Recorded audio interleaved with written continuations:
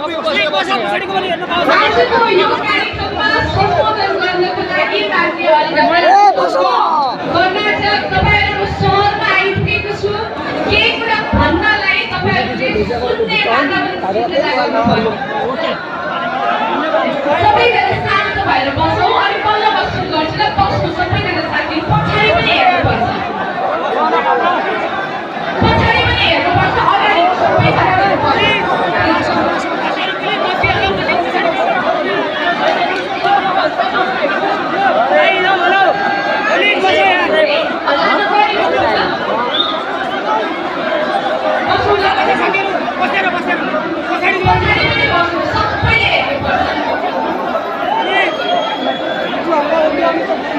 मैले मात्र हेर्न पाऊँ भने जस्तो गर्नु भएन नि, अरूलाई पनि दिनु पर्यो।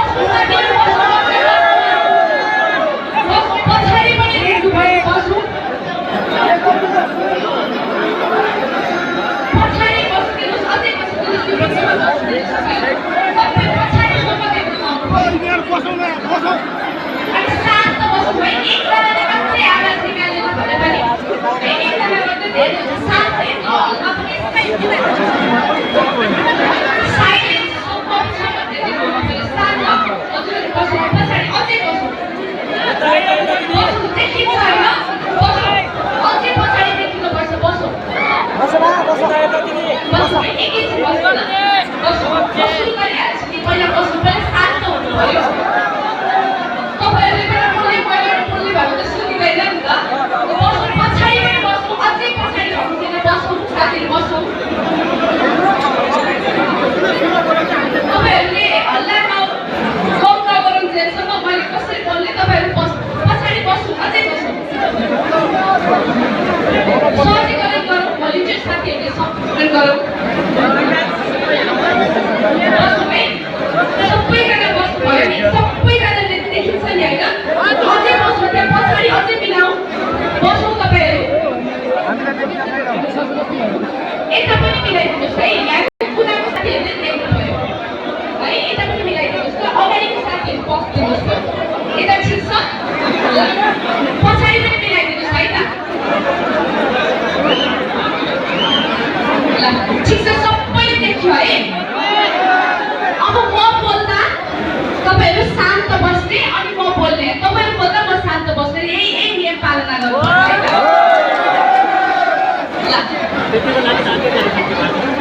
आदरणीय यस प्रवास नेपाली सम्पर्क मञ्च भारतको कर्नाटक राज्य समितिको आजको यो सभामा पाल्नुभएका पूर्वको मेचीदेखि पश्चिमको महाकाली, हिमालको भोटदेखि तराईको फाटसम्मका सम्पूर्ण आदरणीय नेपाली दाजुभाइ दिदीबहिनी, आदरणीय आमा बुवाहरूलाई नमस्कार। जय गण्डकी, जय गण्डकी, जय गण्डकी, जय गण्डकी। यहाँलाई थाहा छ राष्ट्रिय स्वतन्त्र पार्टी अहिले सङ्घर्षबाट गुज्रिरहेको छ। हाम्रा पार्टी सभापति आदरणीय रवि लामिछानेज्यू जो यो देशको परिवर्तन गर्नको लागि अब पत्रकारिताबाट मात्रै सम्भव हुँदैन, मूलधारको राजनीतिमा आएर म राजनीतिमा भएको फोहोर सफा गर्छु भनेर यहाँ आउनु भएको व्यक्तिलाई आज राज्यले प्रतिशोध साँधेर यो किसिमको व्यवहार गरिरहेको छ कि यो परिस्थितिमा सम्पूर्ण राष्ट्रिय स्वतन्त्र पार्टी पिल्सिरहेको छ, गुज्रिरहेको छ।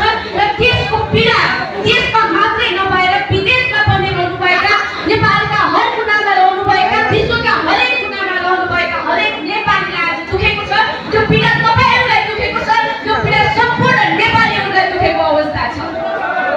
यो परिस्थितिमा थाहा छ राजनीतिमा प्रवेश गरेर केही काम गरिहाल्न, परिवर्तन गरेर देखाइहाल्न निकै सङ्घर्ष भए बाटो हो, थाहा छ हामीलाई। तर त्यो यात्रामा हामी अनवरत रूपमा लागिरहेका छौँ। तपाईँहरूको साथ अनिवार्य आवश्यकता हो। त्यस कारणले पनि आज यो कर्नाटक राज्यमा म यहाँ आउनुभएका सम्पूर्ण नेपालीलाई राष्ट्रिय स्वतन्त्र पार्टी सबैको लागि खुल्ला छ। आउनुहोस्, जोड्यौँ र राष्ट्रको निर्माणमा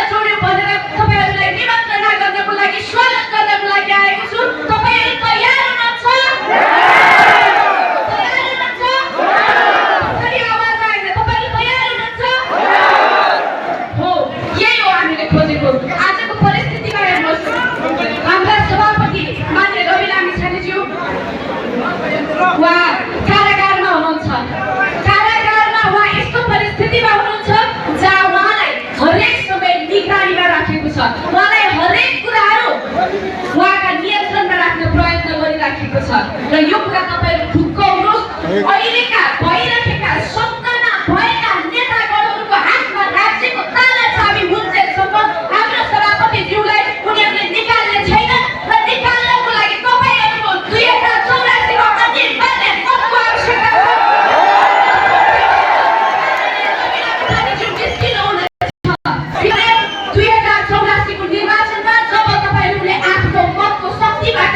स्वतन्त्र पार्टीले निर्वाचित गराउनुहुन्छ त्यस पछाडि राज्यको ताला चाबी हाम्रो हातमा हुनेछ। उपस्थित हुनुहुनेछ। त्यसको लागि पनि आज हामी संसदमा बहस गर्दैछौँ। संसदमा बसेर जनताका मुद्दाहरू उठान गरिरहेका छौँ।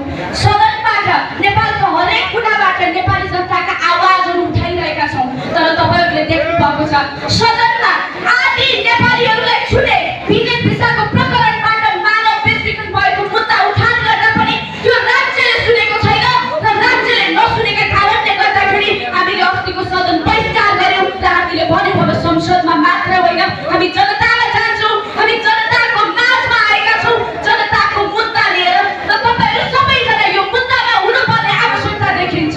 यसको लागि तपाईहरु साथमा हुनुहुन्छ होइन त?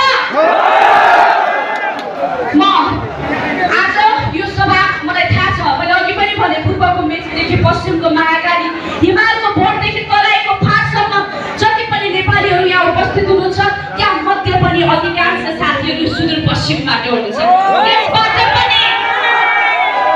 त्यसबाट पनि धेरै कञ्चनपुर जिल्लाबाट पनि हुनुहुन्छ, डडेलधुराबाट पनि हुनुहुन्छ, बजारबाट पनि हुनुहुन्छ, सुर्खेतबाट पनि हुनुहुन्छ र अहिले भनिएका अहिले उच्चारण गरिएका जिल्लाहरूबाट नेतृत्व गरेर जाने नेतागणहरू हुनुहुन्छ त्यो चालाचाली भएको ठाउँमा। आज तपाईँ हाम्रो प्रिय पात्र माननीय रवि लामिछानेज्यू जो यो देशमा अब पत्रकारिताको माध्यमबाट मात्रै हुँदैन नेपाली जनताको घाउमा मलम लगाउनको लागि मुलथारको राजनीतिमा उठ्नु भन्दै गर्दा उहाँलाई रोक्न खोज्नेहरू अरू कहीँ छैनन्, तपाईहरुकै जिल्लामा छन् र तपाईहरुकै आन्दोलनबाट तपाईहरुकै विद्रोहबाट माननीय रवि लामिछानेज्यूलाई त्यो कारागारबाट निकाल्न सकिन्छ। तपाईहरु तयार हुनुहुन्छ आफ्नो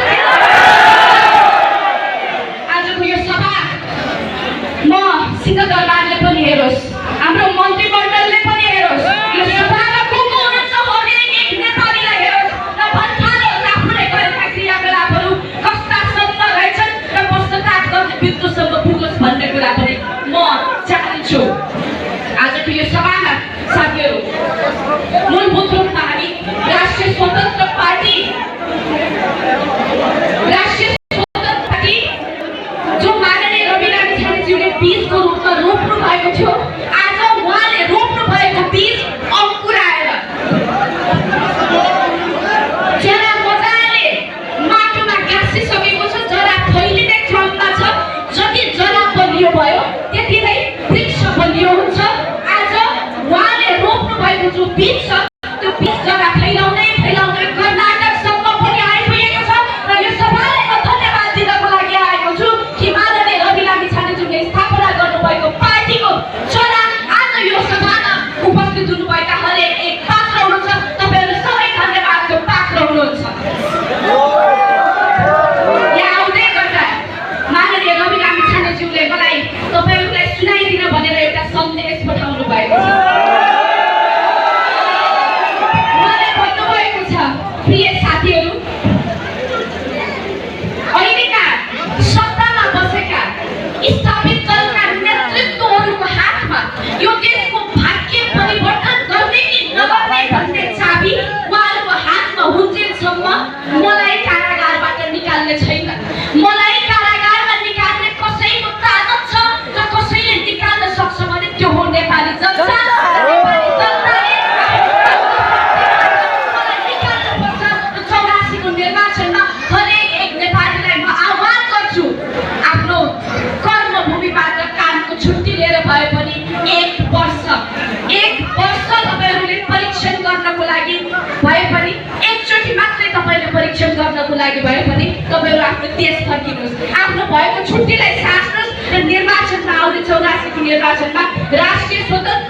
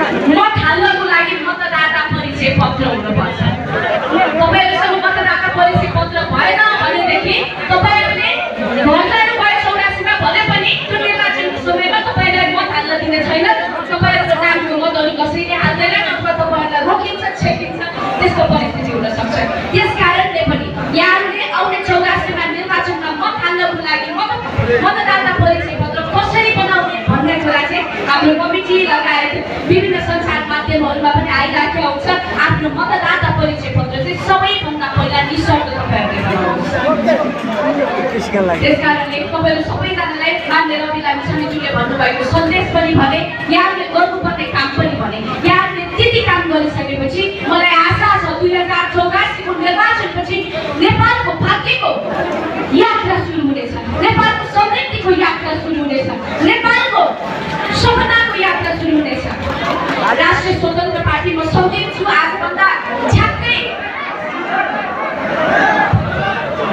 राष्ट्रिय स्वतन्त्र पार्टी आजभन्दा ठ्याक्कै 3 वर्ष अगाडि स्थापना भएको थियो। स्थापना भइसके पछाडि हामीले तत्कालीन समयमा देशव्यापी रूपमा सपना पार्न हामी हिँडेका थियौँ।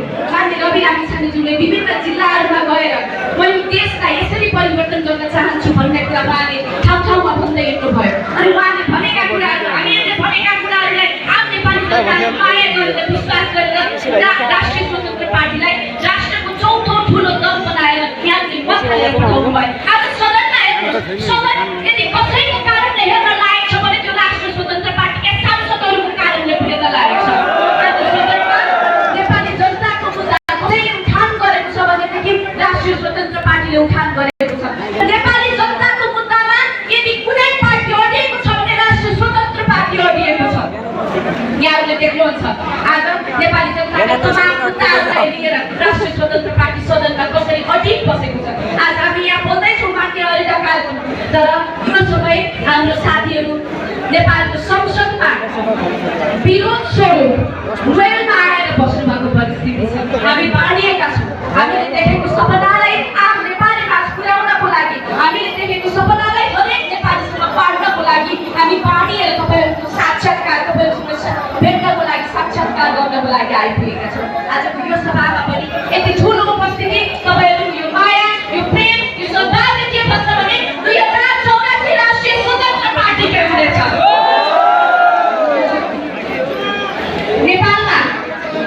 नेपालमा एउटा महत्त्वपूर्ण कुरा भन्छु साथीहरू, सुन्नुहोस्।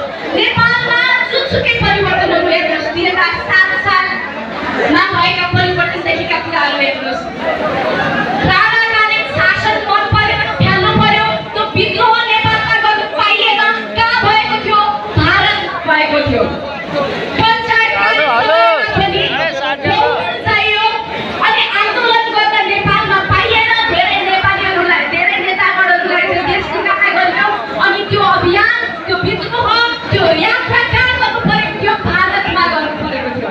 र अहिले पनि हेर्नुहोस्, यो देशलाई अब आर्थिक समृद्धितिर लैजानु पर्ने एउटा महत्त्वपूर्ण बिन्दुमा हामी आइपुग्दै गर्दा हामीले विश्वास गरेको नेतृत्वलाई आजको राज्य सत्ताले कारागारभित्र कैद गरेर राखेको छ। र हाम्रा आवाजहरू नेपालमा दबिएका छन्। त्यो आवाजहरूलाई जुलुसमा उठाउने काम गर्ने फेरि पनि भारतले गर्नुपर्छ।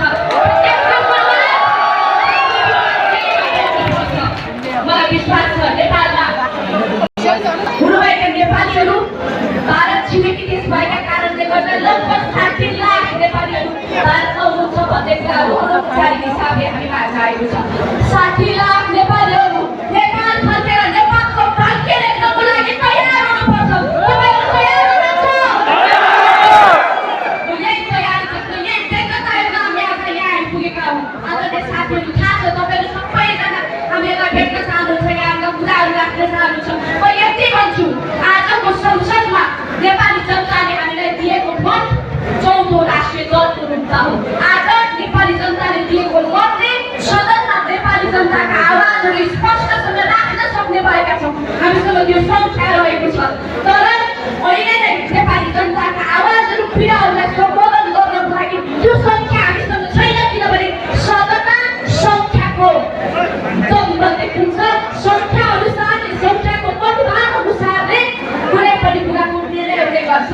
यसपटकको निर्वाचनले तपाईँहरूले हामीलाई जे जति मत दिनुभयो, तपाईँहरूको मतले नेपाली जनताको मुद्दा उठान गर्न पाएका छौँ। तर अर्को पटकको निर्वाचनमा तपाईँहरूका समस्यालाई समाधान गर्ने बाचा गर्दछौँ। तपाईँहरू तयार हुनुपर्नेछ। आदरणीय साथीहरू, आजको यो सभा निकै नै